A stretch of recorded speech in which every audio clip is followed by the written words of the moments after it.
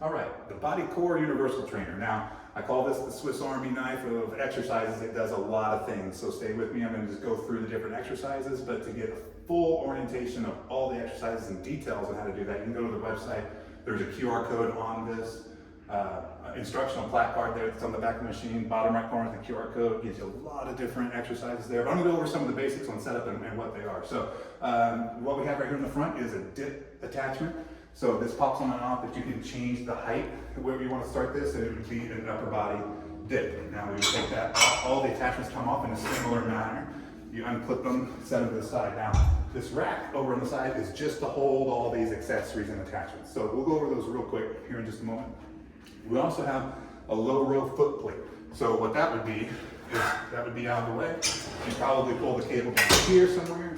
Maybe put two handles on it, so now you're on the ground doing a row, and you have somewhere to put your feet, so you're not getting pulled across the floor. So that is the low row foot plate. This is what's called a J cup. It's shaped like a J. It's meant to rack and re-rack the free weight bar that's stored here on the side of the machine. So this would be where you would rack for squatting, benching, incline. You would put the bench inside of here and set your bench angle to flat, incline, decline. And also, most importantly, we have a safety backup here.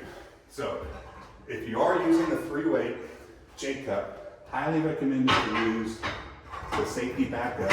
Set the safety backup at the lowest position of your lift. Now, if that's the squat or your bench or whatever, wherever the bottom position of your lift is, that should be just below it. So if you do fail, set on those safeties, get out from under it. You don't have someone rescuing you.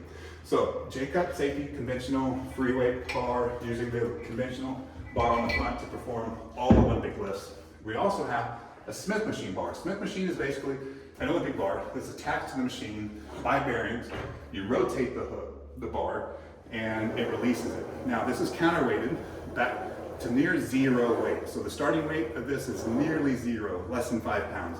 So you would add weights to the end of that. So same Olympic lifts that you could do with the free weight bar: flat bench, incline, overhead press, squatting, deadlifts, calf raises, all can be done with either the Smith machine or the conventional free weight bar.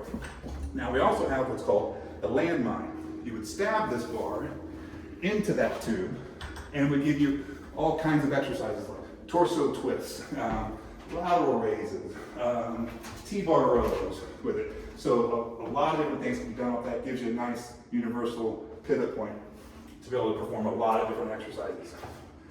All the plates to put on the bars are stored in the back there. You can kind of see the plate storage back in the back. Now real quick, we're gonna go over some of these attachments. Now this is considered a dual adjustable pulley, also sometimes called a functional trainer, because the idea is that you are on your own 2 feet and you're doing exercises. Let's check the weight. You're doing exercises that create a kinetic chain from your feet to your hands. And so all the stability goes through your body in order to perform those exercises. So instead of being in a press machine or a bench with a dumbbell in your hand, you're actually having to stabilize yourself and do these types of exercises that you can do. That's a press, that's a fly. You turn around opposite and do rear delts. Put the tricep rope in here, the tricep press down, curls. Again, all the various exercises are on that placard and on that QR code. We have hooks in the back for different attachments, like an ankle cuff. This will go around your ankle, bring the pulley down to the bottom position, do outer thigh, inner thigh, glutes, hip flexors, several different handles here: straight bar, lat pull handle, and then we also can coordinate that with the lat pull down seat. That pops off just like the others do, go right on the frame, and you have a seat in order to do some lat pull down. Now, a few other little different things here, like for example, this is a little handle. So if you're doing some exercises maybe where you want some extra stability, you can pop that on. And so if you're doing maybe an exercise like this and you want something just to grab hold to, or you're doing some squats and you just want to have some stability. So it just gives you a nice little handle that you can set at any position. Here's the tricep rope, talked about a moment ago.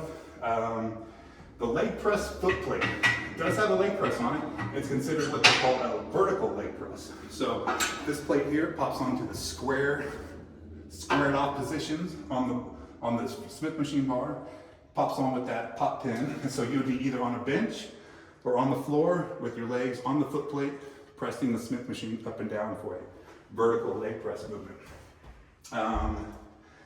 This can be talked about all day, the different things. We have a backup safety for the Smith machine, so if you don't want to go down so far, there's actually an extra backup system for that. I think that covers the most of the universal trainer. Oh, last thing, band pegs. If you guys were to get some strength bands, these can go in the frame here. They stab in, and so you can take a looped peg and maybe go around the Smith machine bar or around your free weight bar to give you that progressive resistance through the movement. So that gives you an anchor point to put those bands on. So that's the basics of the universal trainer.